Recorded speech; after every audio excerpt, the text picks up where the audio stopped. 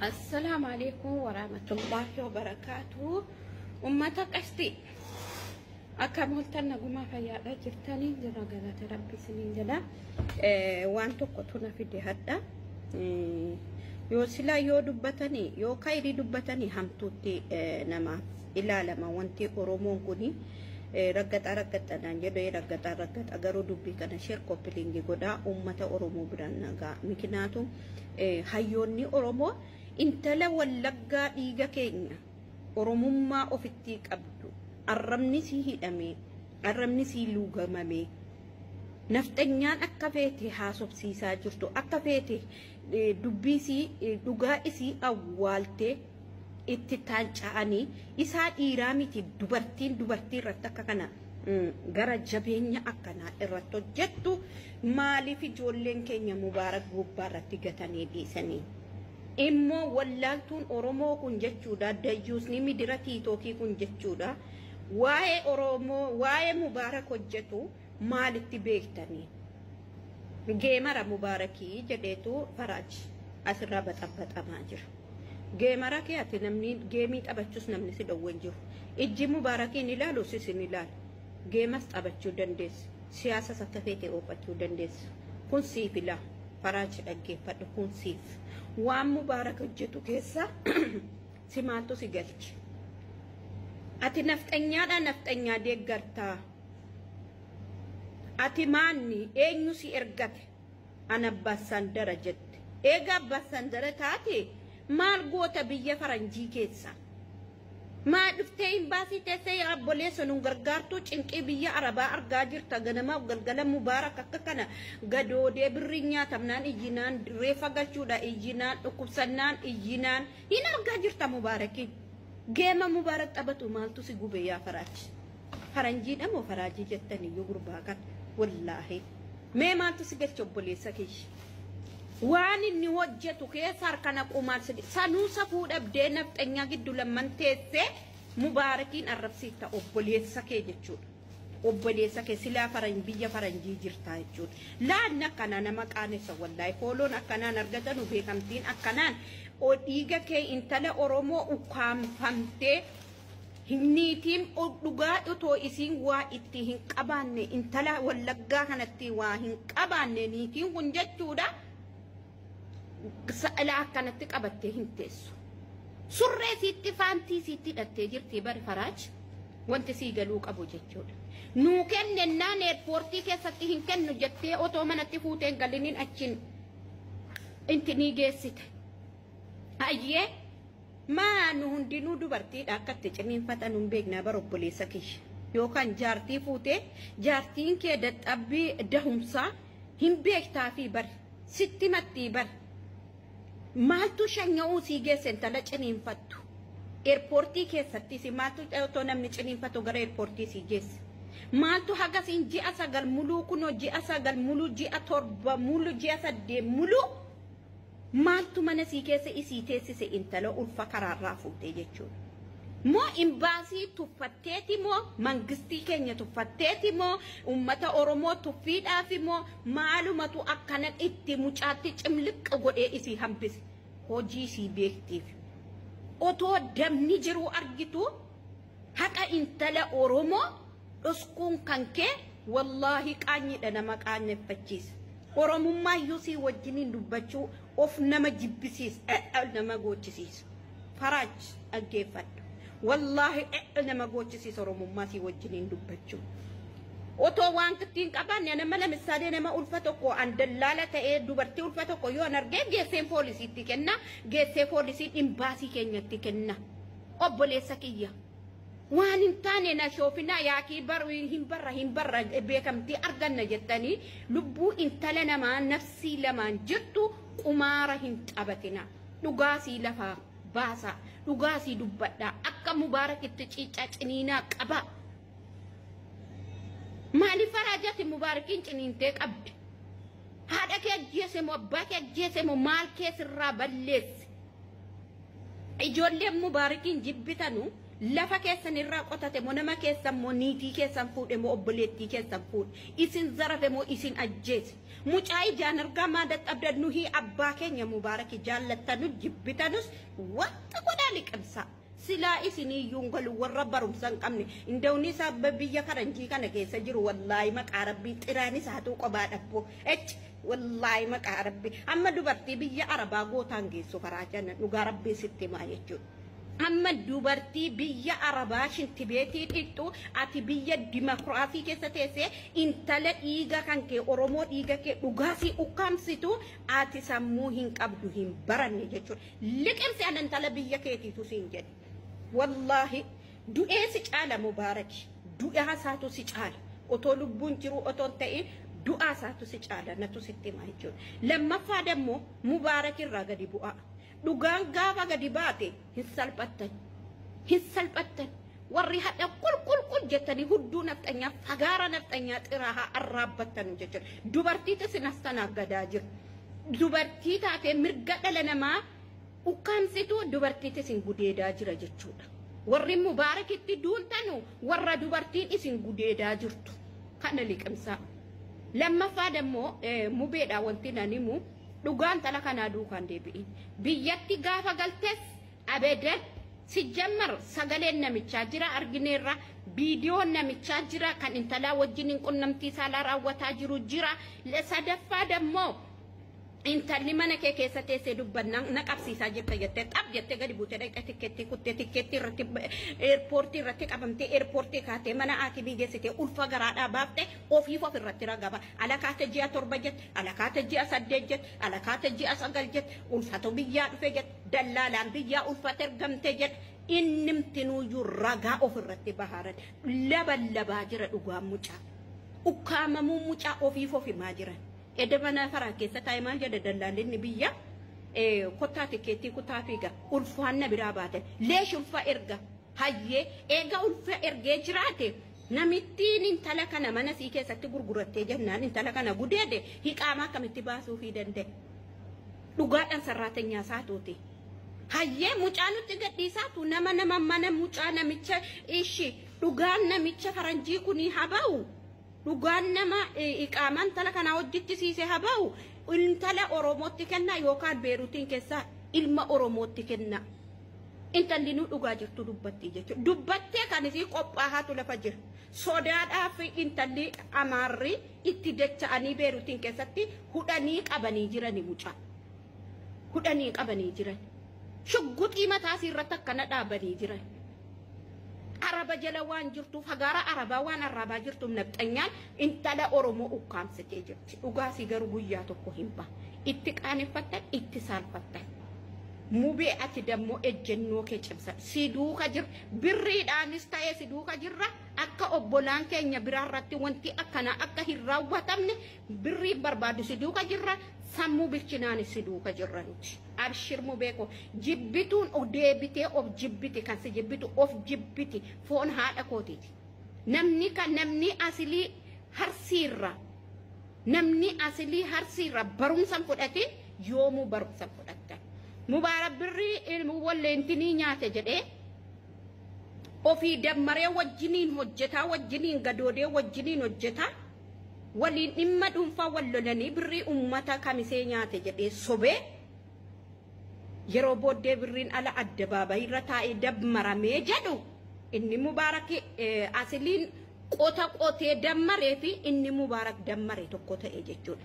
qaaneffatee uummata oromoo namni kun yoo na ajjeese maallaqa qaba jedhee gastii isaa keessaa gadi godhe eega sanaa sirraa asiliinu. isinittani magaruu sammuu bilchinan qabdan olmaan oromoo sin warra sammuu furriiti wallaahi. eeguma dhugaa intala kanaa dhoskitani namni intala kanaa dubbatu dhababe rabbiin dhugaa shamarran biyya arabaa haa dubbatu. rabbiin dhugaa shamarran biyya arabaa haa dubbatu. haqnisii walisin haa nyaachisu.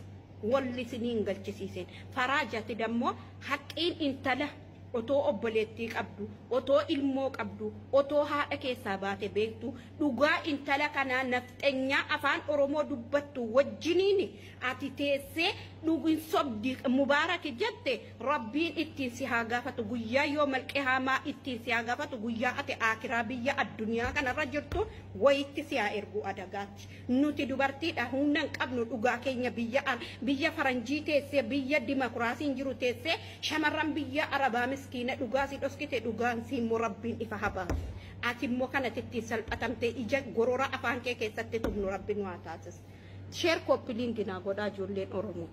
Intalatti Madiinaa jedhamtu tuni ta karkaroo bada booyyee irra qurrutti ta jette karkaroo.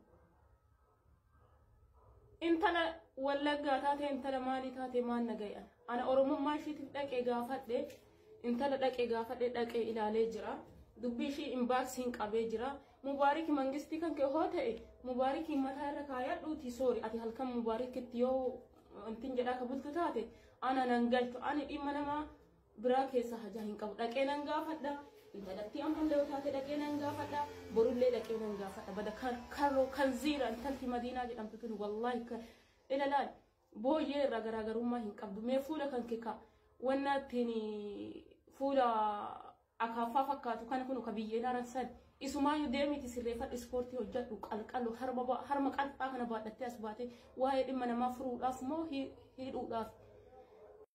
Warri tokko tokko kan footoo kiyya laxxaftaniitiin na arrabsitan jechuudha. Kafuulummaan keessan kaameraa kana bahuudhaaf hin mijanne marti jechaadha. Kafuulummaan keessan kaameraa kana jala akkana dhossuu qabamu jechaadha. Afaan badaa qaaquu haadha namaa arrabsu abbaa namaa arrabsuuni isinii fi akkasi itti guddisan. Waa'ee mucatti yoo taate unkaan si'ii tanaa miti jechaadha. Unkaan si'ii tanaa miti eenyullee seeraa olii hin bulu. Okay? Isin silaayyuu akkuma biyya keessatti bakkuma argitanis seeraa ala bulta of seetanii haga feetis jabaattu haga feetis dandeettu seera ala hin bultu. Otoo seera ala bulaatte osoo humna qabaatte osoo waan gootu qabaatte maaliif guyyaa ippoortii qabdan san mucattiisan gara kafiilee fudhatee galummaaf dhiiftan guyyaa san odoo humna qabaattaniiti jechaadha. Cadhisanii jettan walgeettanii jettanii sagalee namaan ta'inaa jechuu kiyyaa miti. Sagalee namaa ta'a anis mirga kiyya waa isiniif fakkaate isin sagalee ta'aa fi anamaa keessa na galchitan maal godhe ani intala dhaqee waan gaafadheefi ka dhaqeellee rakkoo gigim jedhu isin ka wanti gigim jedhullee ol bahee booyuu isin ani mucatti yoo taate Oromoo Wallaggaa taate Oromoo Jimmaa taate Amaara taate Oktodorsii taate waan feete haa taate amantii ishiitii fi miti biyyummaa isiitii fi miti dhala namaati. Abbaa barbaade dhaqee gaafachuu mirga qaba isin ajajju ati na ajajju kolkoloo deemiti cedhi zimmi jedhi afaan kee qabitii qaana maaliq keessaayyuu warri Beeruut keessa jira ati Beeruut keessa jirta an Beeruut keessa jira jettanii na dhaadattan gadhoota Beeruut biyya abbaa keessanii seetamoo sila kajala ciiftanii rukutamtan santu zeeginnatii isinii kenna seetan rukutamtanii dhimeen keessan dhume as keessaa baatanii rukutattanii Beeruutiin keessa jira hinsii godha jettanii nan sodaachisina. Gadhi bicha. Ka ol bahee booyuu isin. Ka rakkoo xiqqoolle miidiyaa ol baasee booyuu isin. Rakkoo keessan ka caalu kanneen rakkoo hedduu jecha dhiiraa wal dabaddamne jecha dhiira dabaddamne ummata baanee boonnee himannee akka keessan. Ummata sheemii hin beekne salphataa ummata.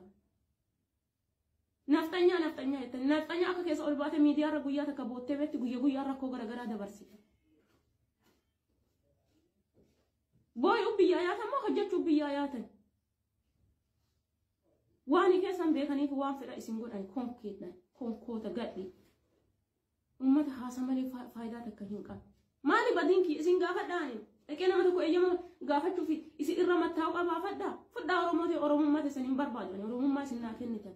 Teessaniifuu yoo maa isin hin goone anamaan naa gootu. Yoo Oromoon taanee hin jiraadhu ani gadhiidhaan. Fotoo namaa maxxansitee ta haadha ofiiti ta qara haadhaaf abbaa ofii irratti waan feete daladdee haadhaaf ofii abbaa jidduu galtee haadhaaf abbaa jidduu seentee waan gootee baate gabbaateetiin karaa irratti illee waa'ee haadhaaf abbaatu qaanama arrabsiti. Tahaadhaan kabajjine haadha namaa arrabsa. Taabbaan kabajjine abbaa namaa arrabsa. Bututtu. Sin jettee waan gootu hin gootu. Xirraagii wannaarra milixxee dhalattee bicha. Ana akka keessanii naasa'u ishee sariidhaan. Ani uummata Oromooti deebisuu barbaada. Uummata Oromoo gaafii waa'ee akkanaa na gaafatan ka biyyoota keessa jirtan jechaadha. Ka waan kanarraa waa'ee hin beekne. Ani dhaqee gaafachuuf mirga qaba nama tokko. Amantii isaa, gosa isaa, maalii isaa osoo hin taane sila nama ta'eef dhaqee gaafachuuf mirga qaba. Dhaqee gaafadhee jira. Mucattii dhaqee gaafadhee mucattii wanti ishiin himatte waanuma miidiyaa irratti isinitti himatte kana himatte. Maal godhinaan jettan achi caalaa meela himaanan godha waan godhi jettan. Si qarqaaruu jenna mucattiin karaa biraatiin nan qarqaarin biyya kiyya galuu barbaadaan jette.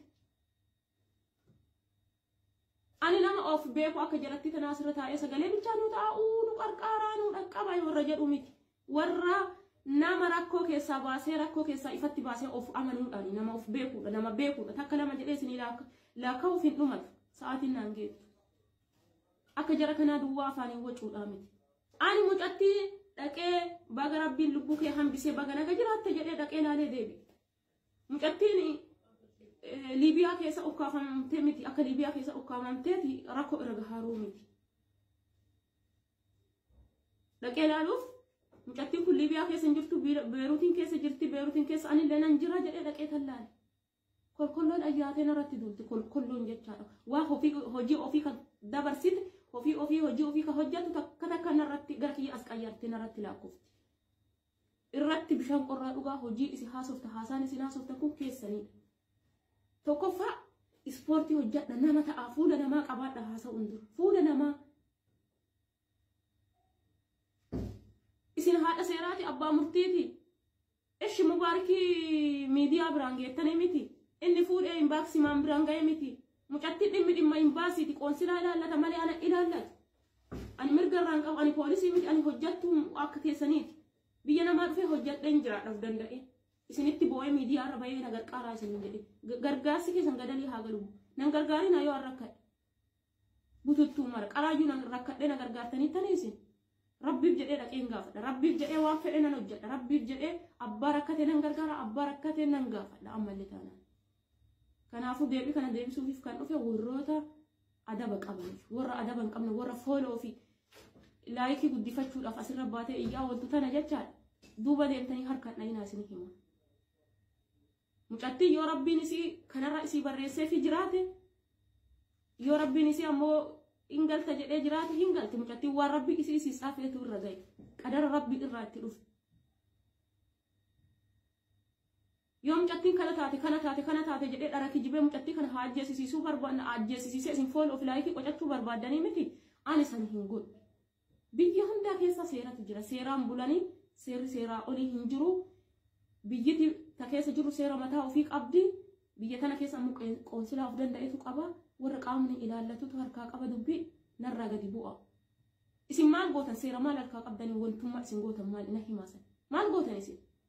Fooloof laayikii qocattanii mucattii rakkoon dingata irra gahe. Isin dhaltanii takkaadhaan diqaalaa keessan biyya keettanii dhuftanii malee isin warri akkana iyyitan bar daa'ima tokko lama biyya irraa qabdanii bar.